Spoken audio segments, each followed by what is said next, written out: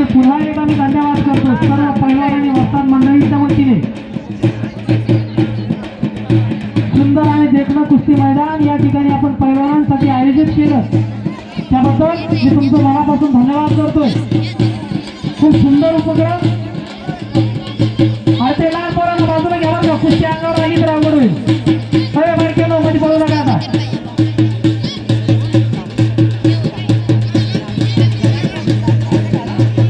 आणि इकडे पुन्हा एकदा विकास सुधारे आक्रमक झालेला आहे। टाळ्या पाहिजे टाळ्या।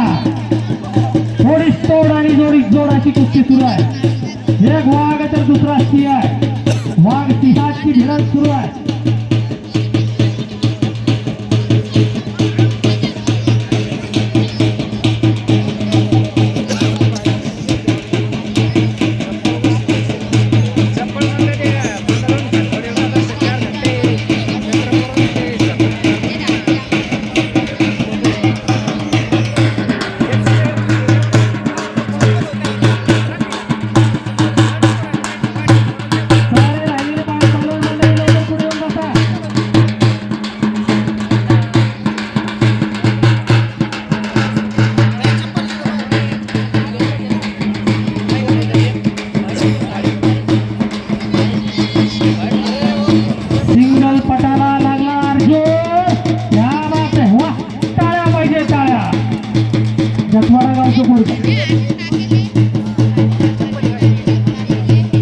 आपल्या अनुभवाचा भरपूर फायदा घेण्याचं काम करतो।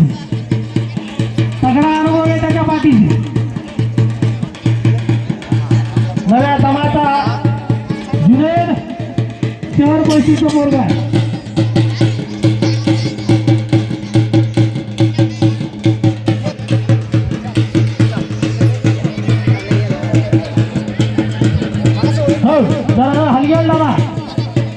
एकच मिनिट।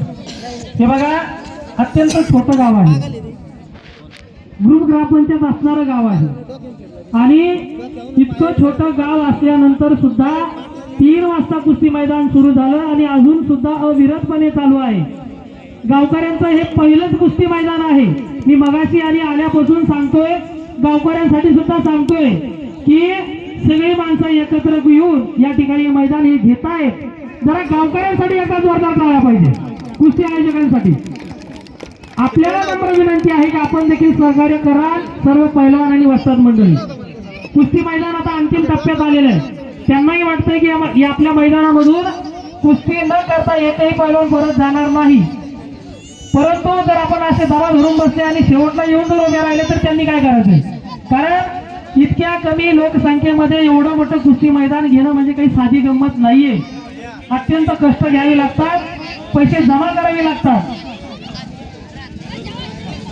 त्यानंतर कुस्ती मैदान संपन्न होत असतं। आता आपण सगळे कुस्ती मैदान फिरतोय, पाहतोय आपण मोठमोठ्या गावं कुस्ती मैदान घेत असताना ज्यांना नंतर थांबावं लागतं, इथे मात्र ही माणसं अजून सुद्धा अविरतपणे कुस्ती मैदान सुरू ठेवलेलं आहे। जे आहे त्यांना माझी